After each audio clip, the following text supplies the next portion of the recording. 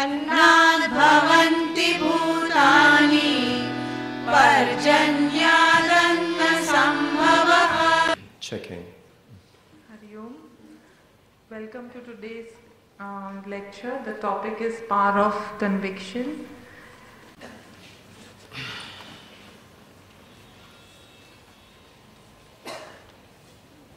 Samasta jana kalyane niratam karunamayam namami chinmayam devam satgurum brahmavidvaram.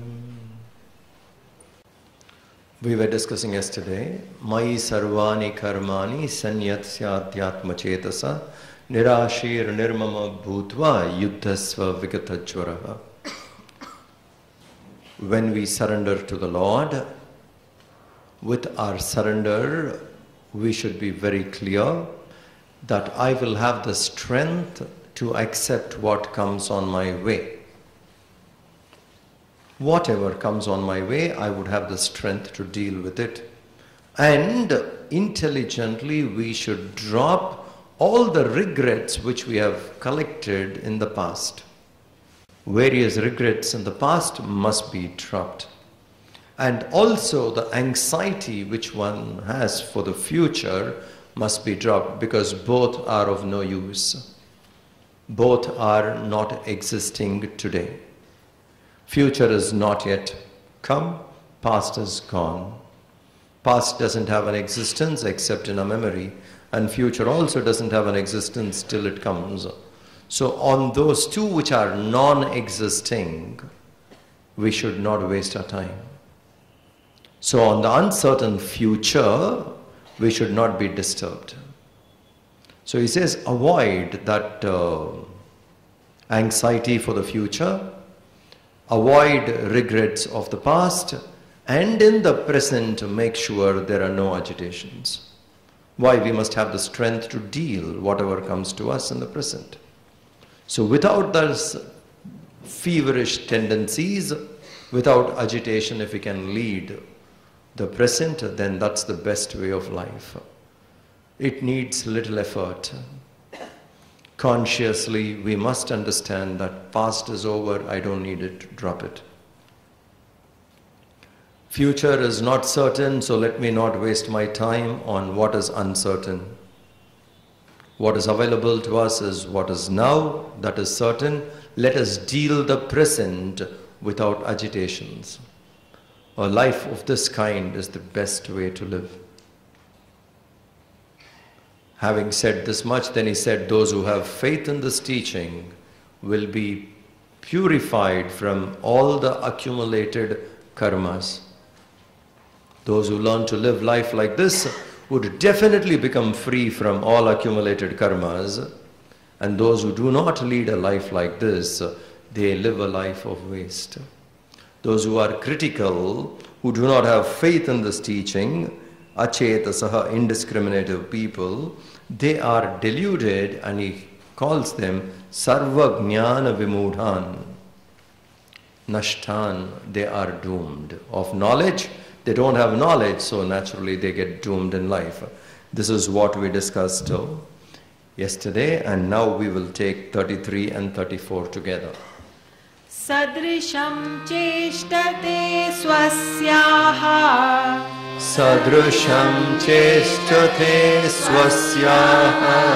Prakritir jnanavanapi. Prakritir jnanavanapi. Prakritim yanti bhutani. Prakritim yanti bhutani. Nigraha karishyati. Nigraham kim karishyati. Indriyasyendriyasyarthe.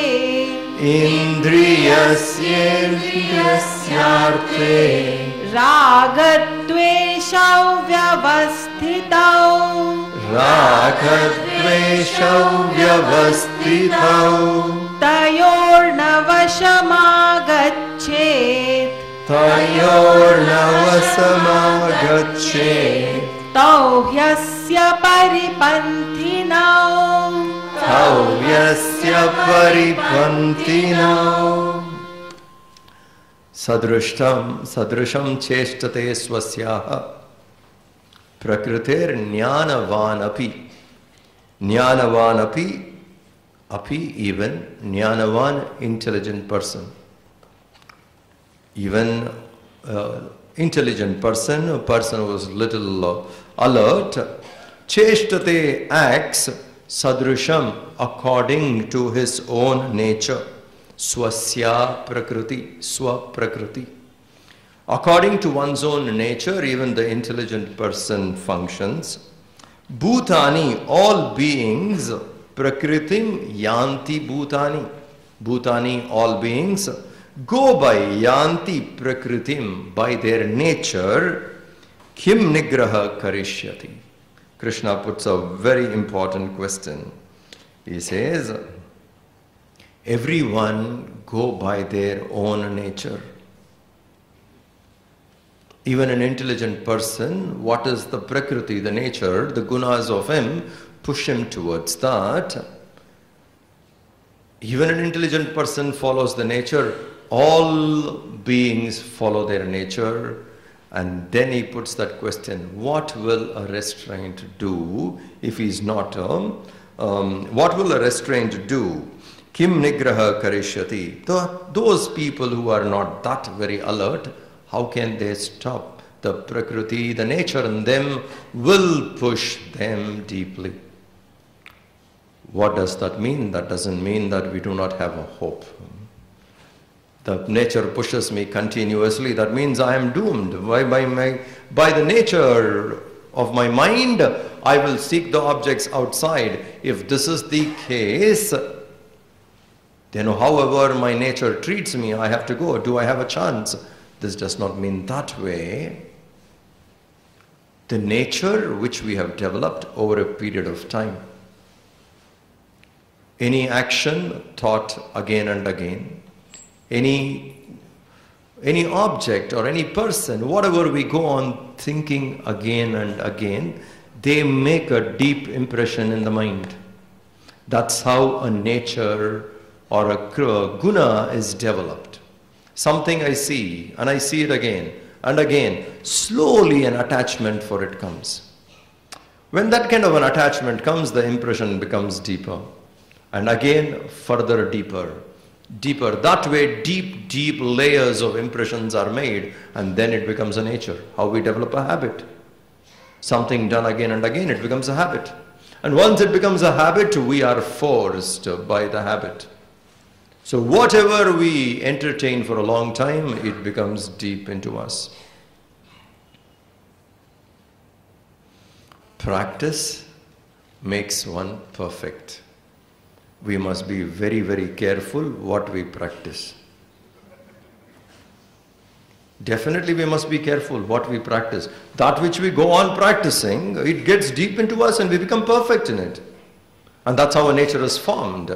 So that way when the deep impressions are made, a person, even an intelligent person gets into it, how would a person who doesn't have that kind of a self-control resist it? It is quite natural. Meaning, Krishna says, be careful, be more careful. This can't be avoided. This is our nature. It will anyway push us towards what we want. We would get there forced. So we must be a little more careful when we come into contact with such objects.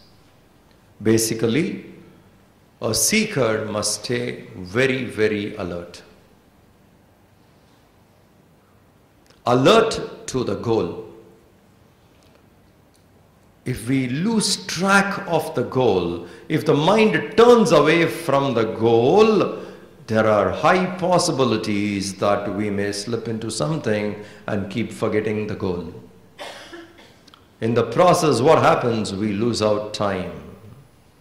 Precious time wasted. The goal is far, the path is lonely, we need to walk, there is no other option.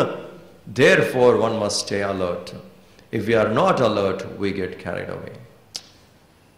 Even an intelligent person is not able to resist. They have knowledge, but they are not able to resist. The pressure is more. Simple example, alcohol.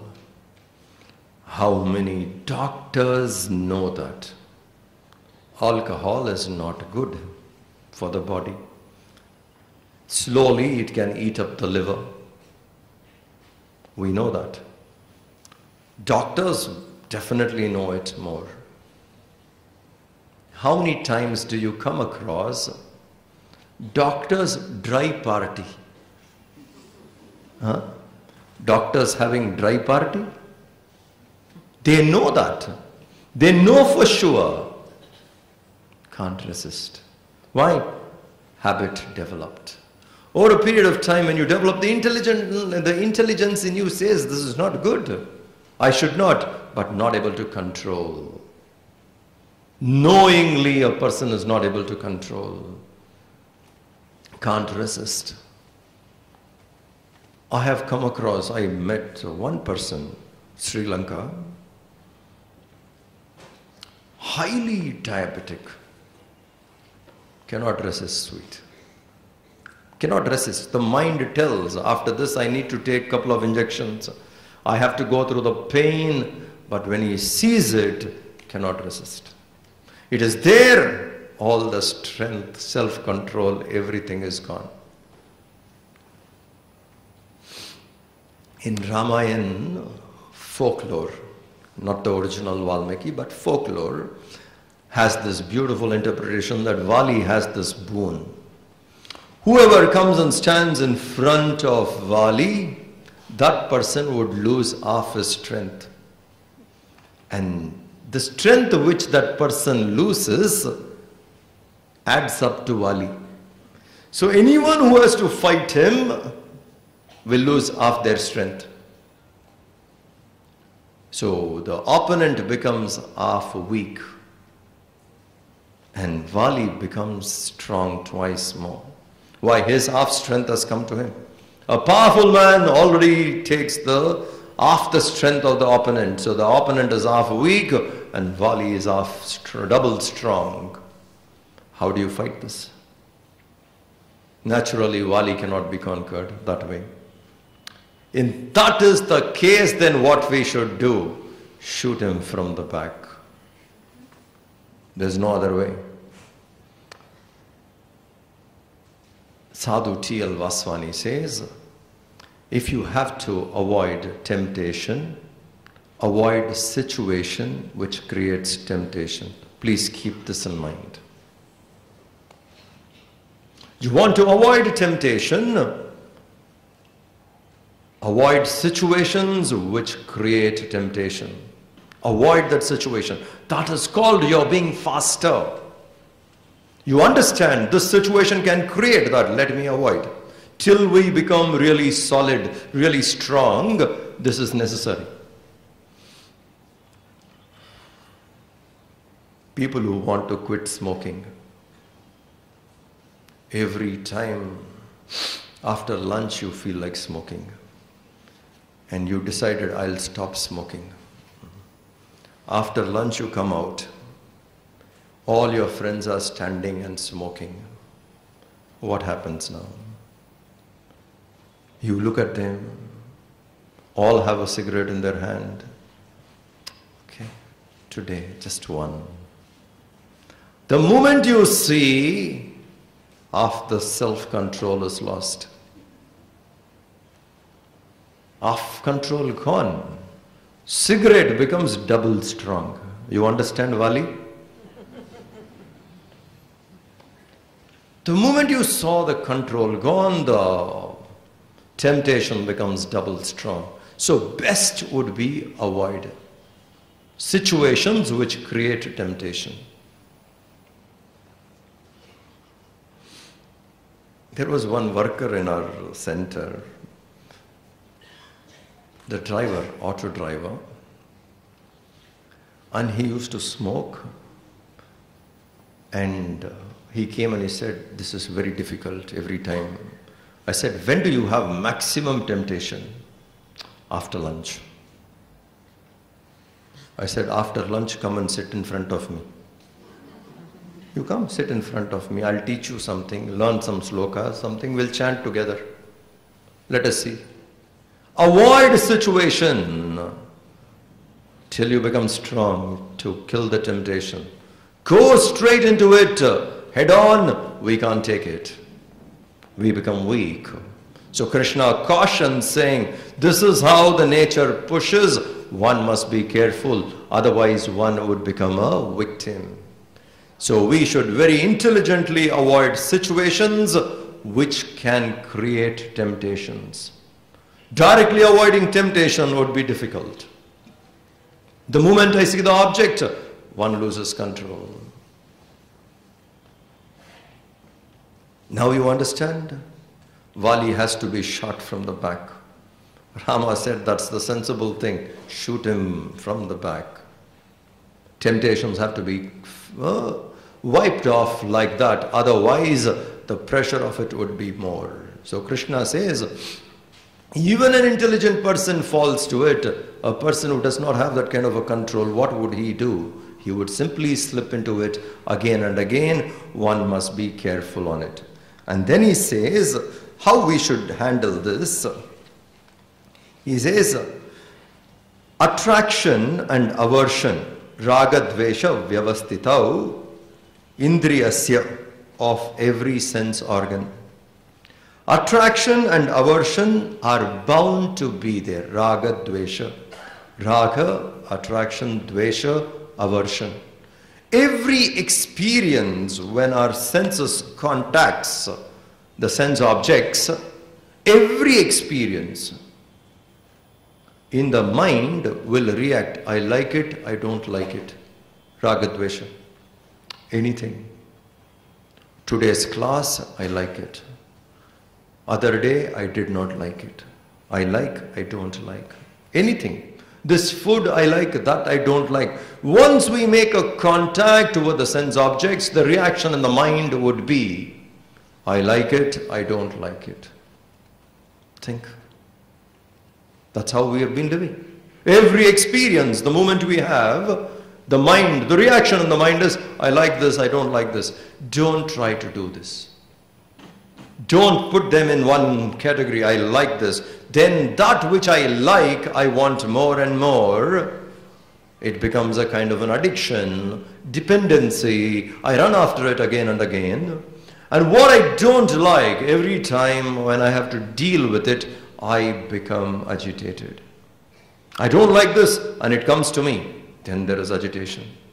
What I don't like agitates me. What I like, I want it more and more. Sometimes it is not available. Again, I get agitated. If those things I like, if I don't get, I am agitated. And those things I don't like, when they come, I am agitated. Nevertheless, more or less, again and again, we see ourselves agitated. Why? Because every time when we have an experience, we divide. I don't like this, I like this. He says, don't do that. Don't come under the sway of these attraction and aversion. When an experience comes, take it, accept it, live that experience fully and let it go. Another experience comes, take it. You don't like something, comes, be with it and allow it to go. We need not put them into these two categories, I like, I don't like. A person who is alert will do this. But it is very, very natural for the mind. Well, the moment we make a contact, the sense organs make a contact to the sense objects, the reaction in the mind would be, I like and I don't like. A seeker should be careful. How do I avoid this? How? How is it possible that I go into an object, I make an encounter with an object. When I make an encounter with an object, what do I do? The mind will respond. Is there a way? Yes, there is a way. What is the way? How do I do it? How do I not come under its sway? Gurudev used to give a brilliant example. He says, take a magnet. The magnet has attraction. The magnet also has aversion. Attraction, aversion are natural for a magnet. But there must be some point in the magnet which is the center of these two, attraction and aversion. That point will have no attraction or aversion. This part of the magnet has attraction, this part of it has aversion. There must be a meeting point of these two. That is the center, the core of the magnet, the center of the magnet. There is neither attraction nor aversion. Brilliant example. Now, in my mind, there must be a point which has no attraction, no aversion. I must stay there. I must stay in that point where there is no attraction or aversion. Where is that point? How do I recognize that? When I have an experience, sense organs make a contact with sense objects, reaction happens in the mind. How do you know the reaction?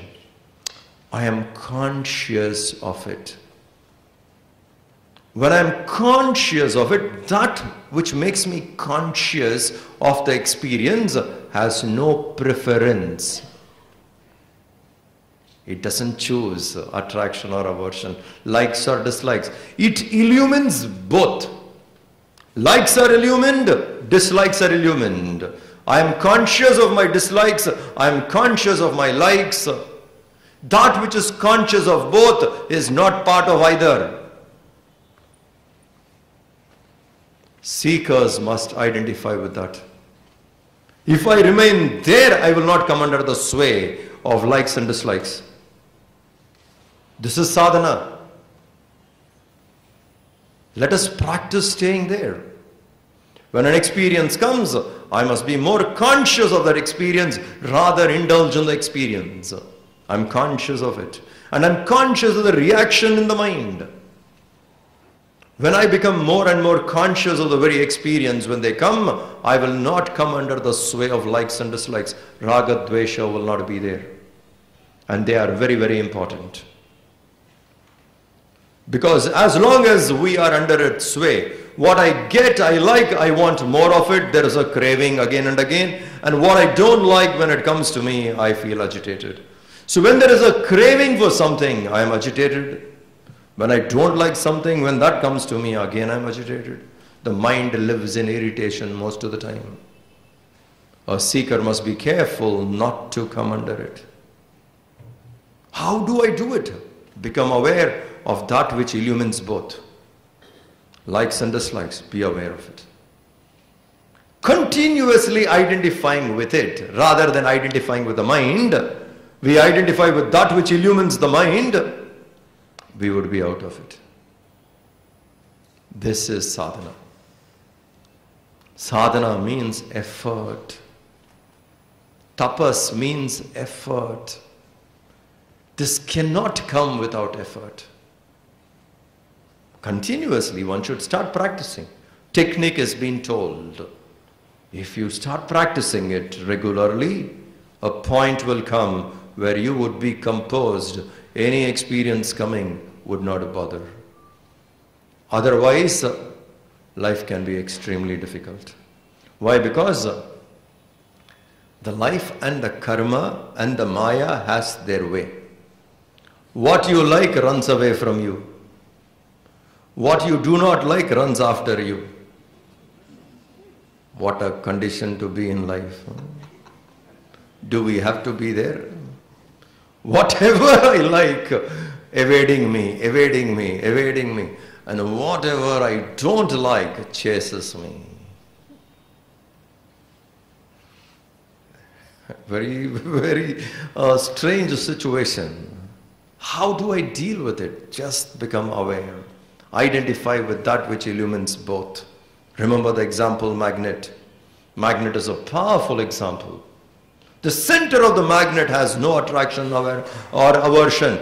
The awareness in me has no attraction nor aversion. When I experience something, let me be with awareness and see the experience, rather being with the mind and experiencing it. Let us become aware of the very experience. In that awareness, attraction, aversion is not there.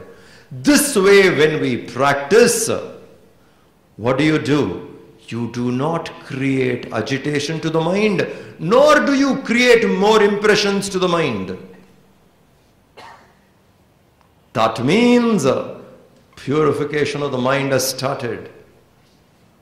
New impressions are not made. That's where the sadhana is. So the mind slowly gets purified. Better and better. Because if I don't do it, I get caught in likes and dislikes. Both agitate the mind. Both develop more and more impressions in the mind. If I deal this way, I do not create new impressions. That means the mind is getting clearer. Getting clearer means what? Mind is getting quieter.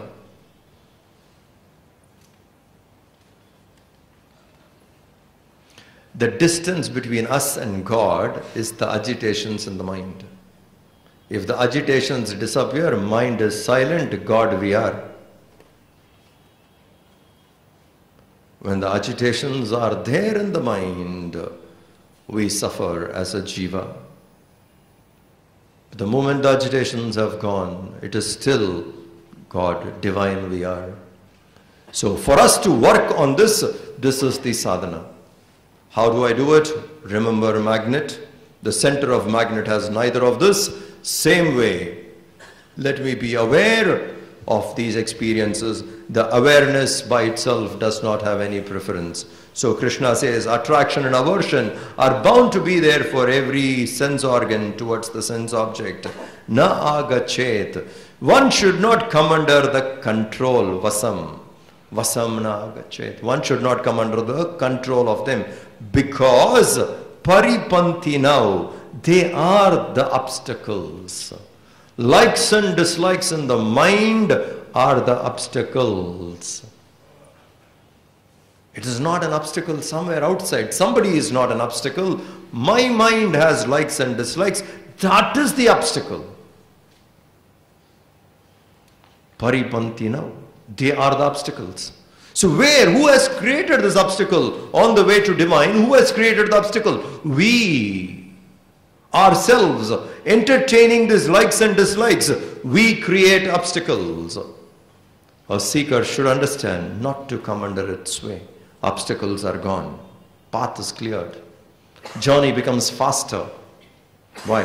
All that which can come on the way are removed. Likes and dislikes are a big block on the way. We must be very careful to avoid them because they are the obstacles on the way. Having seen, now we shall go into verse 35, which again is a very, very important verse. Yeah. Shreyan swadharmo vigunaha. Shreyan swadharmo vigunaha. Paradharmat swanushthitat. Paradharmat swanushthitat. Swadharme nidhanam shreyah. Swadharme nidhanam shreyah. Paradharmo bhayavah. Paradharmo bhayavah.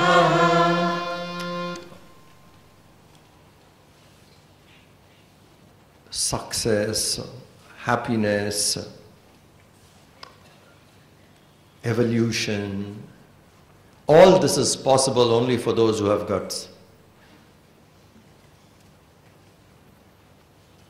We want to evolve, want to experience divine, we must be fearless. Success also. To be successful, one must be fearless. And here Krishna makes a very, very powerful statement. He says, Shreyan swadharmo vigunaha paradharmat swanushthitat swadharme nidhanam shreyah. This is the daring statement. Swadharme nidhanam shreyah paradharmat bhayavah. Swadharma, one's own calling, inner calling, that which comes to you naturally. Water, in today's terms, the closest we can understand is intellectual DNA. Physical DNA, easy to understand. What is intellectual DNA? The deep part of you for which you have manifested. The very reason why you have come. The very reason why we have manifested. That is important. That is the intellectual DNA. For what I have come, what are those tendencies with which I was born, and those tendencies have to be exhausted. The tendencies with which I have been born, if I don't recognize them, get carried away with hundreds of other things in the world, those tendencies remain unfulfilled. Those tendencies are not exhausted. I need to come back again to get it exhausted. Those tendencies in me which are not exhausted, what is the way? The only way, I have to come back again. Punarapi jananam, punarapi maranam. Come back again, try and get those tendencies exhausted. That with which I have been born, my inner calling, that which inspires me very spontaneously, very naturally I feel inspired. Not just now, I was inspired about it when I was a child, and I'm inspired now also. In the past, when I was a child, as a youth, middle-aged person, senior citizen, at all levels there may be certain things which are very inspiring. They must be very close to our Swadharma. Those are the areas we need to check, cross-check, again and again verify and see if this is what I want. It is this for which I was born. So that way it is very important we understand Swadharma. That which is very dear to me, which has been very dear to me when I was a child, which is very dear to me as an adult today, I need to check.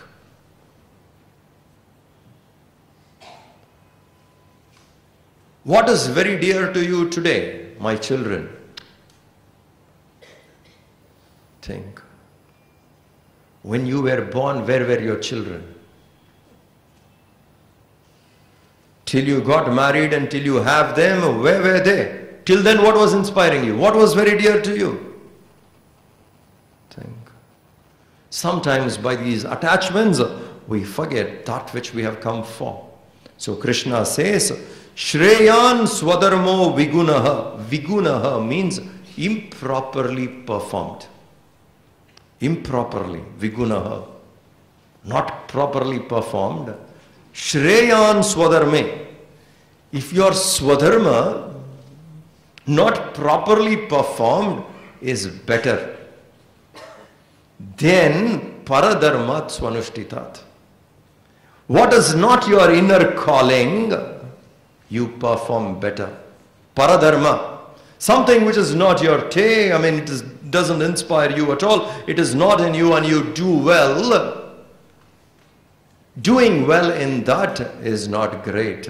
Even if I fail, not properly performed, on that Swadharma, that is better. And the second line he gives it more deeper. Krishna says, Swadharme nidhanam shreyaha.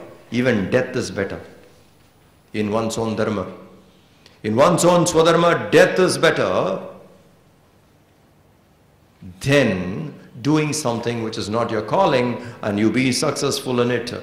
Paradharmat bhayavaha. There is always fear. Sant Tyagaraja. Think. The king offered hundreds of things. He said, no, I am happy singing here and I stay happy. Living in poverty, singing, writing and singing the name of the Lord was very dear to him. He was happy in it. living in utter poverty, but his happiness was very high.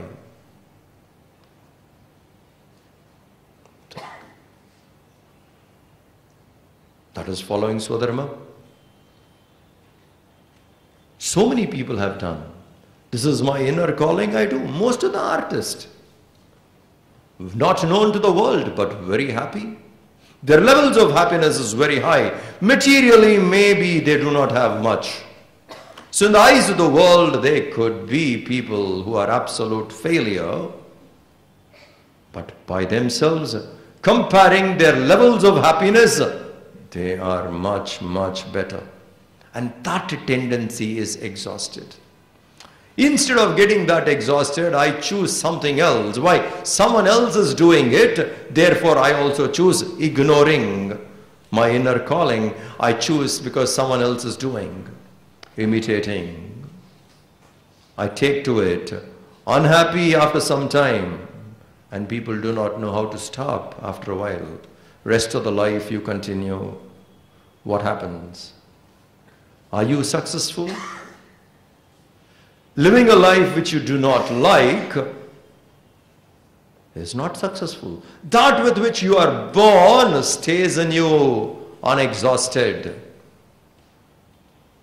What is the use?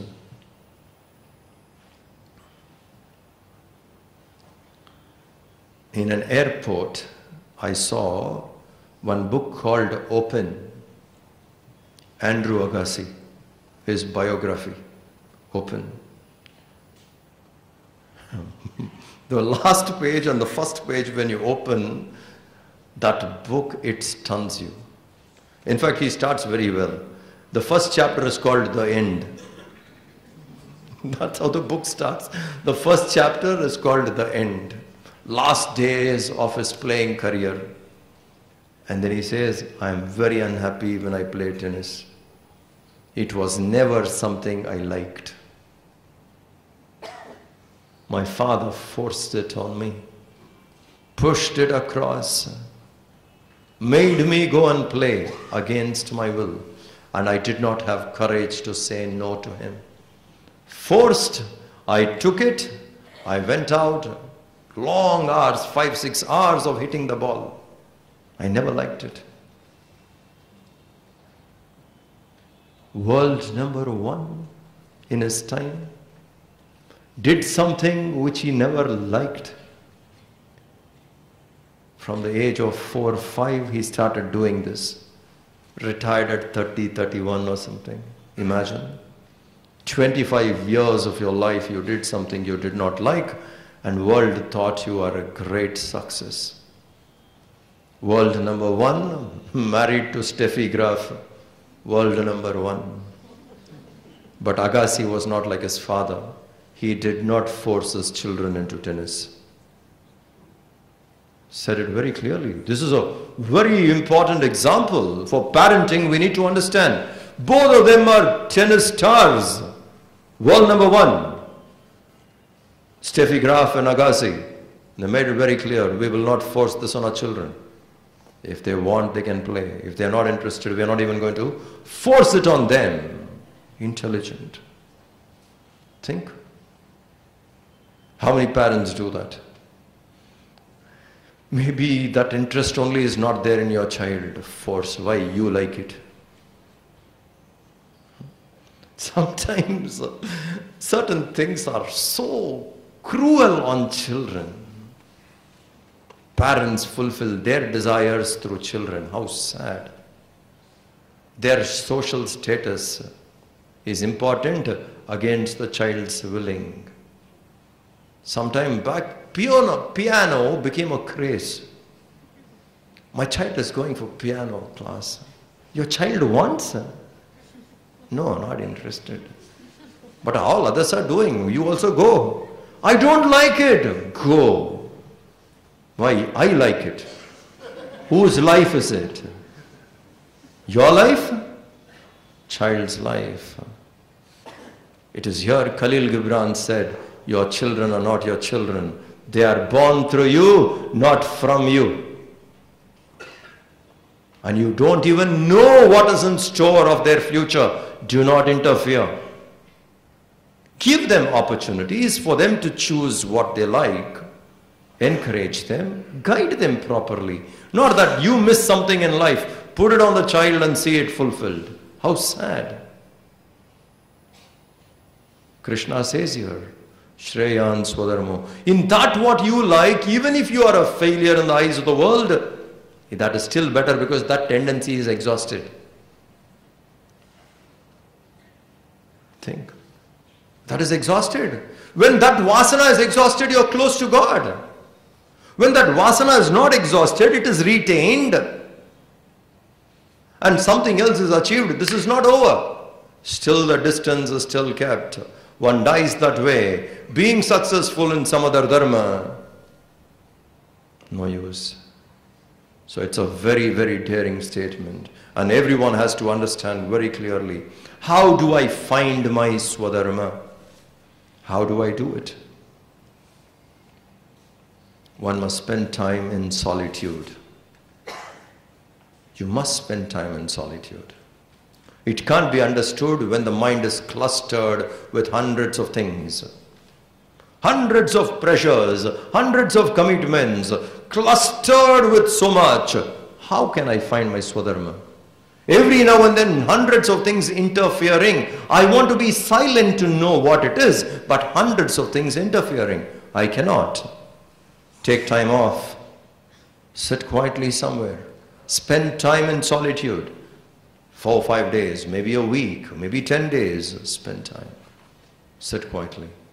What should I do? When you sit quietly without other things bothering, you have allotted this time to understand something very profound in you. That is very important. Sit quietly. Run through your own life.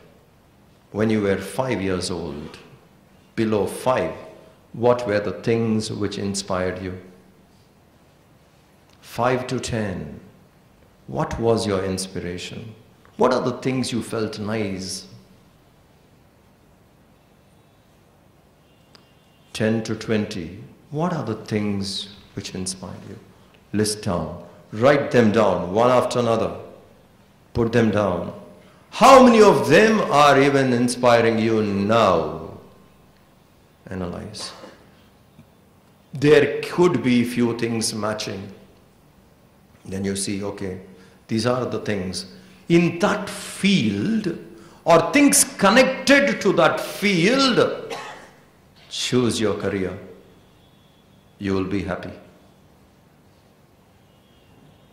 Serve that field. If it is not career, take service. Serve that field or things connected to that field, serve. Be part of it. That tendency gets exhausted. Whether the world recognizes you as successful and nobody even notices you, it doesn't matter. You lived a happy life. How was your life? Happy. Why? I went out doing what I loved. And whenever I do things which I love, I'm happy. So it is very, very important we understand this. There is something called swadharma, what we have discussed. And there is another thing which comes closer to it. It is called swabhava. Swadharma, that which you feel. Deep urge. Let us say, for example, teaching is a deep urge you have. Swadharma. You recognize teaching is the deep urge I have. Okay. Swabhava would be which kind of a field you would like to teach. What are the methods you would like to teach? That comes as swabhava. Teaching is the swadharma. The method you adopt should be the swabhava. If one can match these two, that person would stay happy. There was not enough people to come and lift his body. They were scared because he was a rebel against the British, that you would be targeted. Enough people did not come to lift his body. They have to call people here and there, and then few of them came. In the eyes of everyone, he was an absolute failure. Much later, after his death, when his poems became popular, when people published it, it went around, people saw the depth of his writing. Government of India calls him a national poet later. So Bharati was unhappy or he was happy?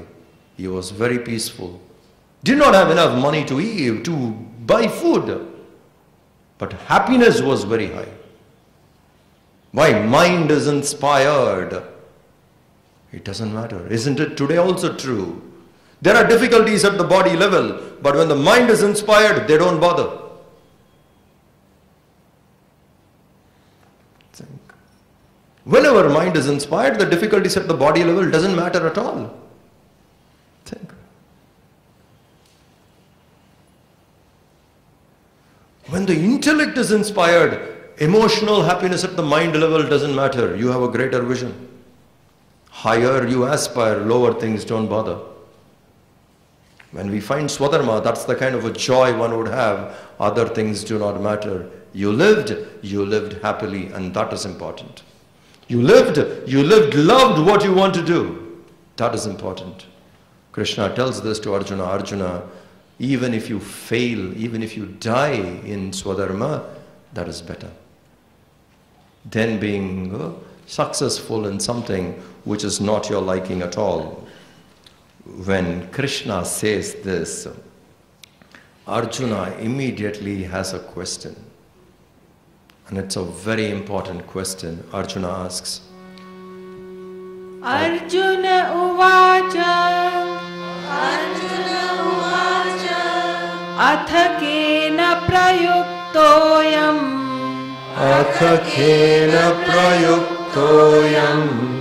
Papai charati purushaha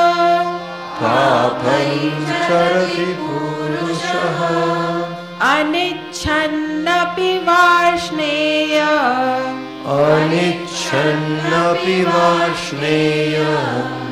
Baladiva niyojitaha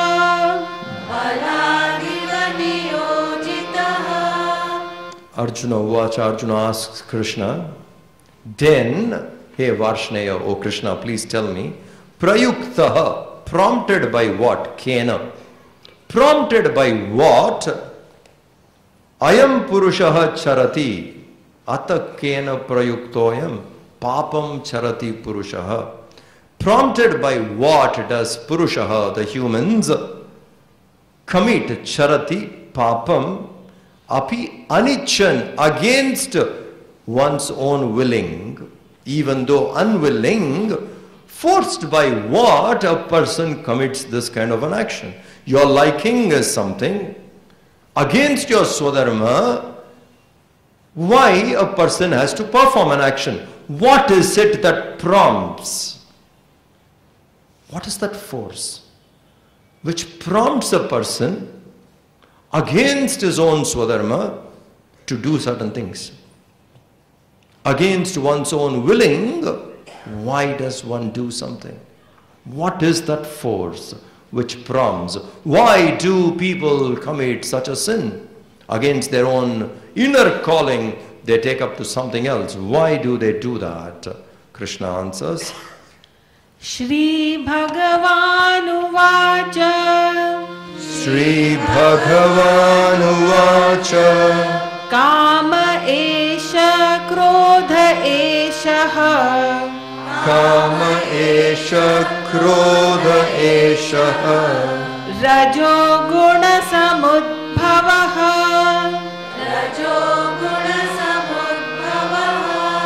Mahashano Mahapapma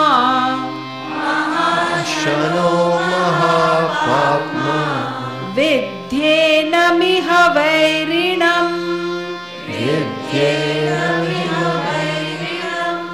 Bhagavan Uvacha, Krishna answers that question of Arjuna. What is that which prompts a person to perform action against his own will? He says here, Bhagavan Uvacha, Kama Esha Krodha Esha Rajoguna Samudbhava. This Kama, this Kama esha, krodha esha. This desire, this anger which is born out of Rajoguna is the cause. Kama esha, krodha esha, Rajoguna samudbhavaha, Mahashano mahapapma.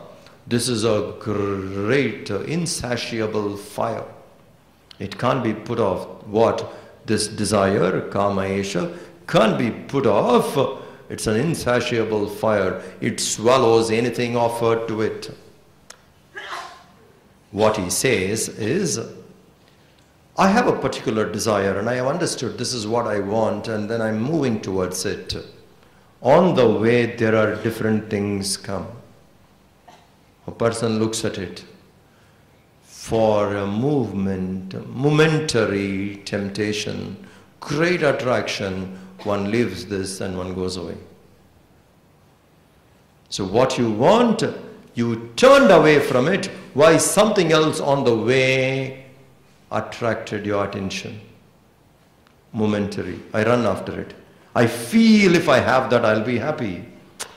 I go get it. After a while, I realize, no. I should have taken the other path. I took a wrong decision.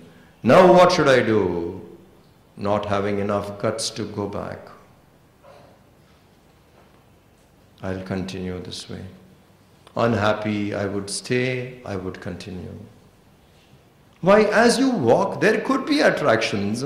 Momentarily, something could look more glorious, glittering. We may run after it, make a wrong decision, and then repent. Momentary. Alertness is very, very important. One must stay very alert. Momentary joy, momentarily something inspires. At that point, stay more alert. King Dasharath, Kaikeyi saved him. Momentary joy, great joy came to him. Here is my queen who saved me. I give you 2 boons. Ask anything you want. Momentary joy. What kind of a boon are you giving? You took the other person for granted that the other person would always behave as you think. Give momentary. Whatever you ask, it will be done. Kaikeyi said, I'll remember this. It will be with me. So after so many years, I said, oh king, do you remember? You gave me 2 boons. Huh? I want them now. Take it. He didn't even expect that time. Take it. That's all. Take it. Send Rama to the forest. Heart broke. Make Bharat the king. Guy fainted. Momentary joy. You go out and declare, give. Be alert. As we are walking on the path, such things would come. Momentary. We must be very careful, saying, hey, I should not make a wrong decision. And if I realize I have made a wrong decision, come back. Still you will find happiness soon. Nidhanam Shreyaha. Even if I die in that, that is better. I chose a field which is very dear to me. I didn't do well, but it is my choice. I chose. I was pursuing it. I didn't achieve. Doesn't matter. I'm more happy doing it. The very fact that I attempted in the field I loved is much better than doing something in a field which is not yours. So what is the cause for someone to do? The momentary glitter is the cause. We should be alert not to fall for it. Kama esha, krodha esha. And when that momentary thing is not given, we get angry. When we are angry, mind is confused. Angry mind disconnects from memory. This is what happens. When anger has hit the mind very strongly, rage, mind is disconnected from memory. Temporary disconnection happens. Our wisdom is in memory. To that, access is denied. Think. Memory is disconnected. Wisdom is in memory. that means access to wisdom is denied. I have lost access to my own wisdom. When I lose access to my own wisdom, what do? Without wisdom, I choose. I make wrong decisions. Why? Wisdom was not there to back me. Disconnected. Kama esha, krodha esha, rajoguna samudbhava. These are the traits of rajoguna. Hey Arjuna, be careful. That's why even when a desire hits you straight, a great force pulling you towards it, wait. Don't rush into it. A moth does that. The moment the moth sees the flame, runs into it. Cannot resist, dies on the flame. We should not do that. We should stop there. Hold back. Let me recheck my mind if this is exactly what I want. Let me recheck. Let me go analyze. Let me talk to people. Do some study. Do some research. Then pursue.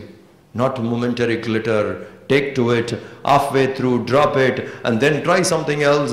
Again drop. Now, by then, couple of failures. And there is a lot of anger inside. Maybe not showing outside, but too much anger inside. Memory, wisdom, all gone. When wisdom and memory is gone, where is that person? What does he do? Fails completely. Continuing, next two stanzas we'll take together. Dhumena vriyate vanhihi. Dhumena vriyate vanhihi. Yatha darsho malena cha. Yatha darsho malena cha. Yathol benavrito garbhaha. Yathol benavrito garbhaha. Tatha tene damavritam. Tatha tene damavritam. Avritam jnanametena. Avritam jnanametena. Jnanino nityavairina. Jnanino nityavairina. Kamarupena kaunteya. Kamarupena kaunteya. Dushpurena nalena cha. Dushpurena nalena cha. This discriminative power, the wisdom, is covered. The analytical mind goes back. When I see, since the wisdom and things are not available, it is covered. How? It depends upon in which guna we are. Predominantly tamo guna, the covering is very deep. Predominantly rajoguna, it is there with some effort it can go. But if the discrimination is covered by sattva guna, it is the quickest to take off. So he gives the example. This discrimination power is covered by that desire.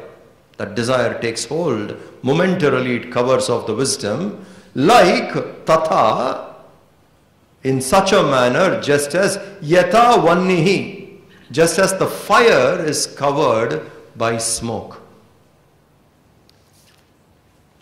There is fire and smoke covers the fire. Go there, just blow. Take a paper, fan it. Smoke gone. Fire comes out. Smoke covering the fire can be removed quickly. Because it's not deep. There is fire and the smoke is covered. Little breeze. Take a fan and just blow. The smoke goes away, we see the flame again. Smoke covering the flame is like sattva guna. Predominantly sattva guna person who is very careful, who is clear in his thinking, very, very calm, quiet, serene, happy, may slip here and there for the glitter of the world. It covers momentarily. it can be removed fast. They can bounce back quickly. But someone who is in Rajoguna, little more deeper, the same thing, the desire, covers their discriminative power, just as dust gathered, malena, dust gathered on the mirror. You don't use your mirror for a long time, dust accumulates on it. You go blow, it will not go. If the layer of dust is thick, you blow, it will not go. You need to take something and scrub it. Then the vision becomes clear. Rajoguna desire, predominantly Rajoguna person, is covered where little effort is needed to take. This is also okay. Options are there. If you put effort, it can come out clear. One can. If one is caught in tamasic person, got carried away by the glitter of the world, different desires which came on the way, took this person out, his memory and his wisdom, he has no access. The example Krishna gives here is, it's like the fetus in the womb. You can't do anything, wait for the child to come out. Only then you can see. Scan is not sufficient. The real child you have to see. You can't do anything, wait for 9 months for the child to come out. Tamasic. One has to wait. Predominantly tamoguna person got carried away by various things. People around them are fretting and fuming, saying, do something. Why are you doing like this? Can't do, wait. Discriminative power is lost. Sattva, Rajas and Tamas. 3 examples. Flame, mirror and the womb. According to the moods, the predominant guna, this glitter takes over. Discriminative power is lost. Hey Arjuna, Jnanam, this discrimination, Jnaninaha, of intelligent people is covered. Avratam etena nityavairinaha. A powerful sentence. Nityavairinaha, powerful term. Vairinaha, enemy. Nityavairinaha, permanent enemy. This desire which comes up again and again is the permanent enemy.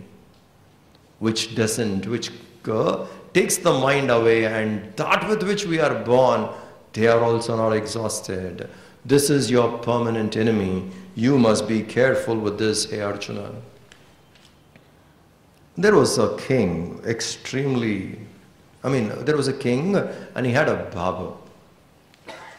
Extremely happy person. And the king used to look at him always. That this person, he has got nothing, I have a kingdom, but look at this guy, he's so happy. Every day he'll come, shave, and he'll be so happy. And slowly that happiness was disappearing. Why?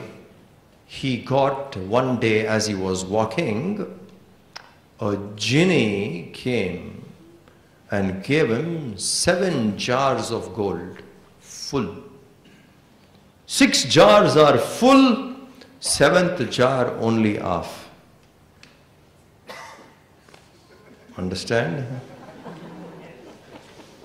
7th jar only half, 6 jars full. He took it. A person who was happy now got 6.5 jars of gold. And then he said, I would like to see the 7th jar full. Collect everything, keep putting it inside. The wife's jewels were dropped into the 7th jar, thinking it would be full. No. Borrow money, do this, that, try put it in, thinking it would be full. No. And the face of this person completely changed. And one day when he was shaving, the king looked at him and he said, did you get 7 jars of gold? So the man looked and he said, how do you know?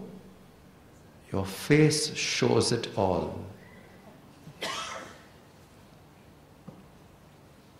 So the king said, when the genie offered, you must have asked, can I spend them? The genie would have disappeared with 7 jars, would not have given to you. Can I spend them? No. You didn't ask that question, you got. Now whatever you want, whatever you collect, you want to put it in that 7th jar just to see it full. Are we talking about 7 jars? Huh? Are we talking about 7 jars or are we talking something else?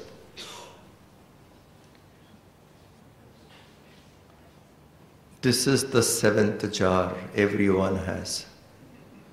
No matter what we get, not enough. How many things we have got in life. How many things. Childhood to now, how many desires you were asking for, aspiring, came to you.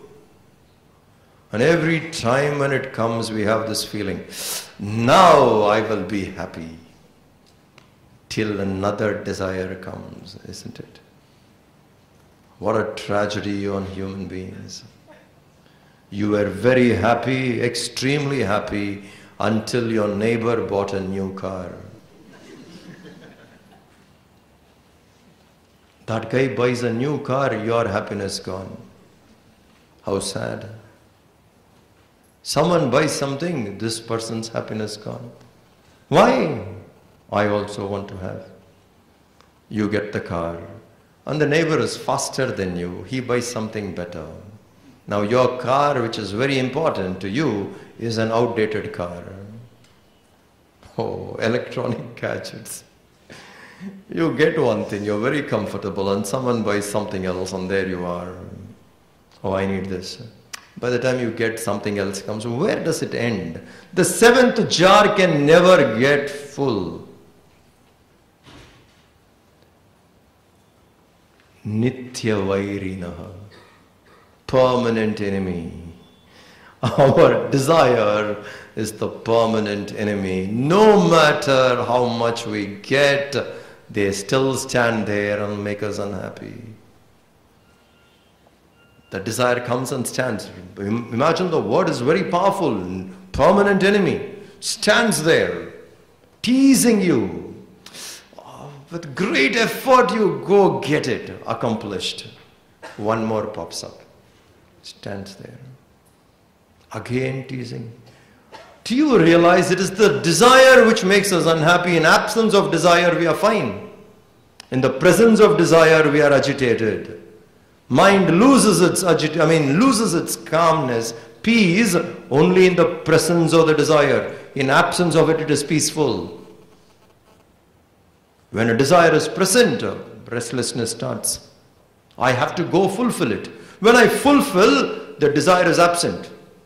I am fine. Another desire pops up. When there is no desire, one is fine. In the presence of desire, one is unhappy. And therefore, Krishna uses that most powerful term, this is your permanent enemy. Continuing, 40 and 41. Indriyani mano buddhi.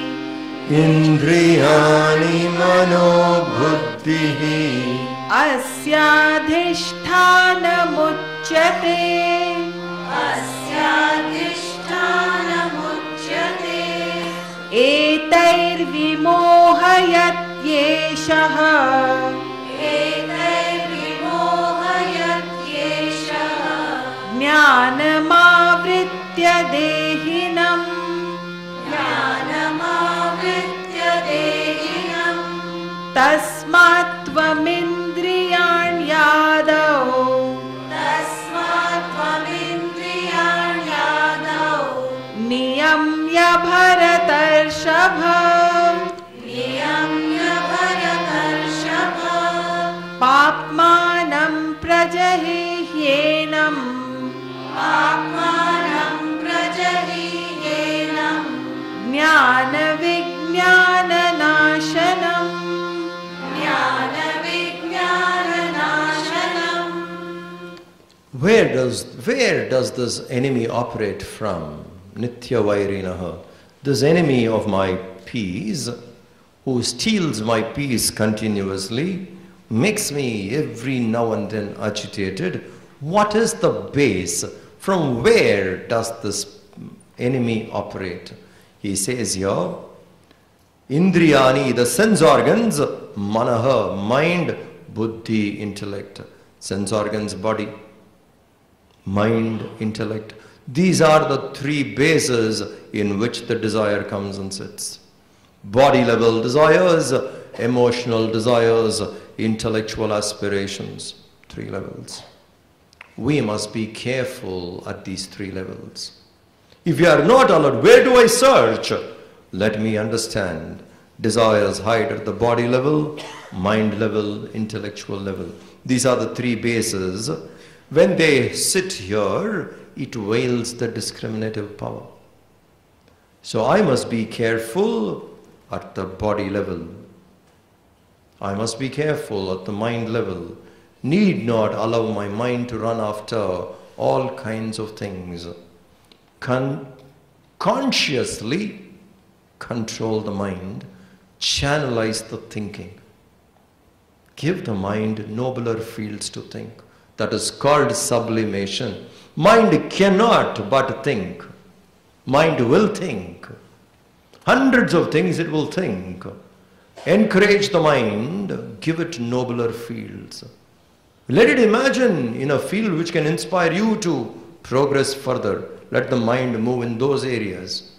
Mind can't sit quietly. Mind will wander. We can give it a direction in which the mind can wander.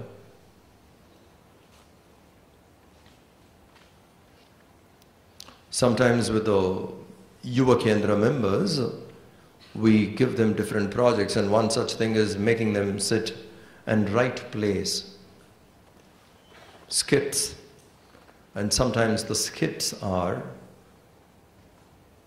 Sri Aurobindo meets Nivedita. Now think what would be the conversation.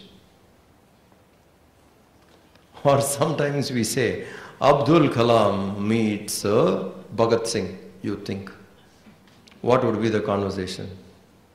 Healthy fields, isn't it? Mind otherwise would run somewhere else. Same mind, you give them a different field and make them write. What kind of a dialogues they would have when they have to meet? What do you think they would be discussing? Greater, nobler thinking, isn't it? This is called sublimation. Give a nobler field and allow the mind to roam that way. So we must be careful at the body level, mind level, intellectual level. Desires would be taking shelter, but if we can give a nobler field, God, higher thinking, and allow the mind to go that way, that can rather make us strong. This veiling discrimination by this desire deludes the individual. Otherwise they sit here and delude the individual. Hey Arjuna, tasmat, therefore, niyamya, having control, first take control at the body level. Say no. Body naturally gets attracted to various desires. Say enough. I have gone through this. This is not new. Enough and more, isn't it? People get too excited with food. From your birth till today you have been eating 3 times a day. Still you see food, you get excited?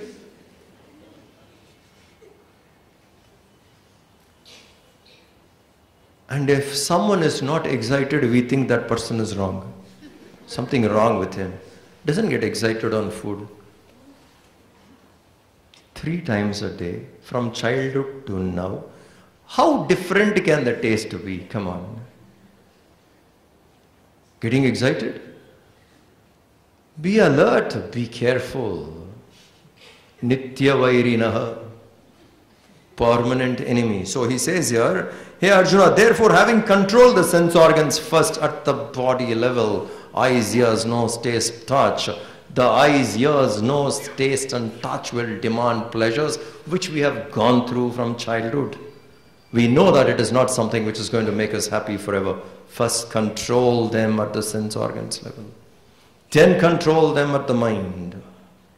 Then move step by step.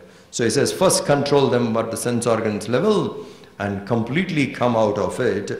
You destroy this enemy first. Otherwise it is here the mind would, the desire would loot our peace. Last two stanzas. Indriyani paranyahuhu. Indriyani paranyahuhu.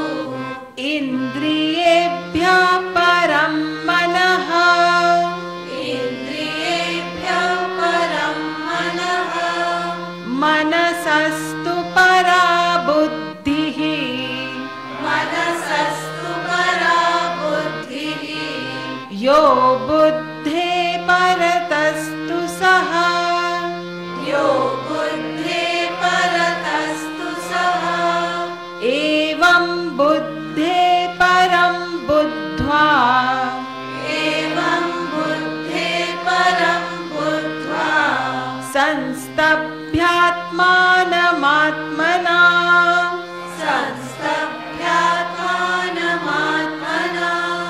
Jahi shatrum mahabaho. Jahi shatrun mahabaho. Kamarupam durasadam. Kamarupam durasadam. Indriyani, the sense organs, are said to be beyond the sense objects. Sense objects are outside. Subtler to that are the sense organs. Objects are gross. Sense organs are slightly subtle compared to that. Beyond sense organs is mind. And beyond mind is the intellect. That which is beyond intellect is the self. How do we understand this? If there are desires bothering at the levels of the sense objects, control the sense organs, saying, these are usual temptations, I have a control. And there are pressures, let us say, at the body level. Let the mind be inspired with something else. Many a times we handle difficulties at the body level becomes ordinary when the mind has a different reason. For your children, you don't mind walking an extra mile to give them something. Otherwise, walking could be painful, but when it comes to something which is dear to the mind, that walking is not a pain. You do it willingly.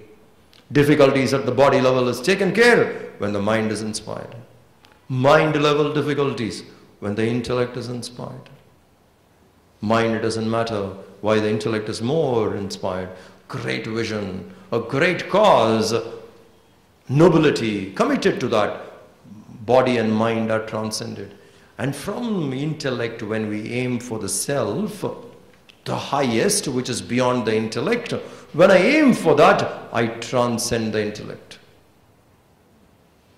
I transcend the sense objects through sense organs, I transcend the sense organs through mind, transcend the mind through intellect, transcend the intellect with the vision of the higher. That as the goal we can transcend. O Arjuna, having thus recognized the self to be the highest, aspire for it. And having established in this knowledge, seek it. Having kept that as the goal, all other things becomes ordinary. Let that self become our goal, which is beyond the intellect. And having established in it, by repeated discrimination, Jahi Shatrun, conquer your enemy, which is in the form of desire, which is not that easy to be conquered, but regular, continuous, repeated discrimination can help us conquer this. Seek the self which is beyond these three. Seeking that with knowledge, we will establish ourselves stronger. Then we will be in a position to eradicate this enemy. What is this enemy? We have discussed desire. Why do I desire? I don't know that I can be happy without it. That is why we desire. I think having that, I would be happy. If only I can recognize I am happy even without it. When I seek the self, I recognize I don't need something outside. I can be happy with nothing. I don't depend on it. It is only the ignorant who thinks the world and the objects can make me happy. A wise man understands happiness is me.